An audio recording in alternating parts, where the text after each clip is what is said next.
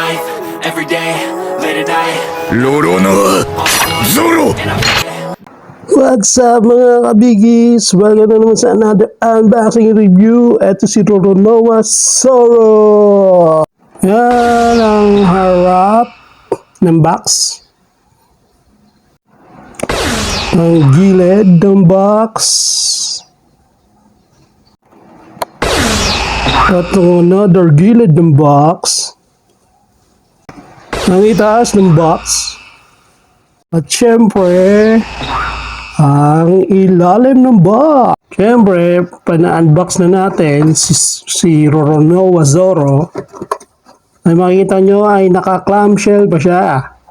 Yung clamshell, ang purpose niyan para maprotektahan yung figure natin sa loob.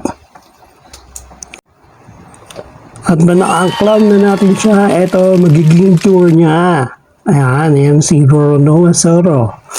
Kasama tong jar ng sake. Mamaya, malalaman nyo kung anong purpose niyan. Yan ang itsura niya. Ngayon, bago tayo papunta sa details niya, konting trivia muna. Alam nyo ba ang hate na pagkain ni Zoro? Ang chocolate dahil masyado daw matamis. Ngayon, punta muna tayo sa details ng jar ng sake. Ayan, may Japanese character.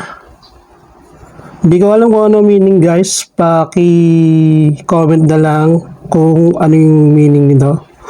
Tapos may strap pa ng straw. Ganda, kuwang-kuwa. Para sa knock-off. Ganda ng details niya. Grabe. Tapos itong cork. Anyway, itong cork hindi natatanggal. Fix na siya. Yan, fix. Tapos, kita-kita yung lines ng jar. Yan, ng sake.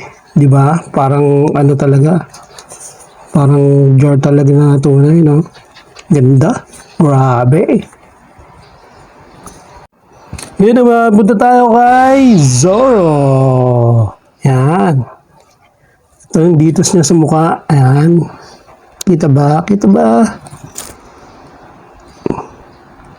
Yan o, grabe. Kung-kuha para sa knock-off.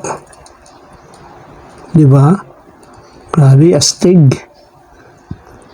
Kaya kung meron kayong Roronoa Zoro dyan, na Shriner, dagdag nyo na to kahit knock-off. Maganda naman yung details. Grabe yung details niya, no? Yan.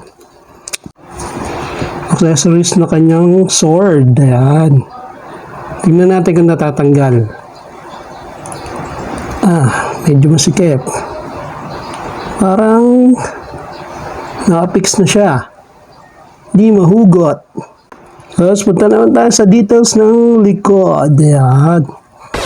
Yung likod, oh. Kita-kita nyo naman yung abs ni... Abs ba to? Muscles. Muscles ni Zoro. Ito rin po, nakapix, hindi na nahugot. Kala ko nahugot yung accessories niya. Kasi yung ibang anime figure na may nahugot eh. Ngayon, para sa pausable moves niya, ito yung nasa box. Nakaganyan lang siya. Ayan. Diba? Kunin natin yung box para compare natin. Ayan, ganyan lang siya, diba? Oh, same naman, diba? Same na same. Yan yung another pose niya. Diba? Ganda naman. Diba? Ganda niya para sa knock-off, diba? Ganda na details. Grabe. Ayan, grabe. Pre, so magsusukat na tayo. Ayan, may wagang metro. Sukat natin si Zoro na nakaganyan. Ang sukat niya ay 4.1 inches. Pag hindi kasama yung jar.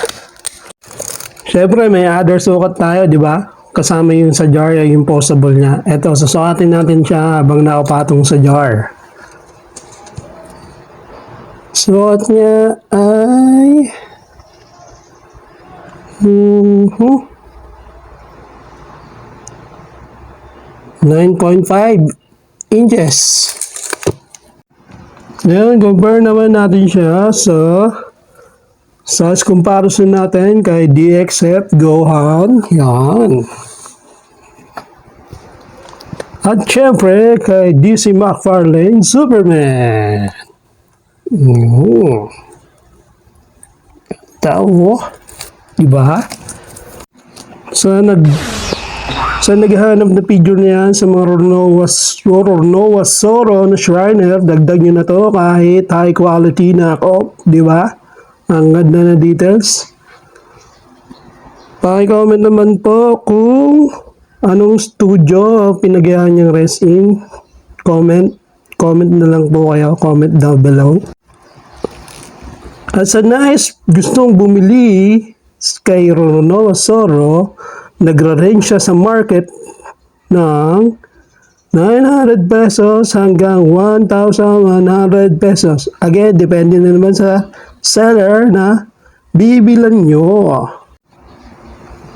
At shoutout nga pala kay Carl Alan Aniseta. Belated happy birthday! Sa'yo, mabuhay ka hanggat gusto mo. At peace out. Bye-bye!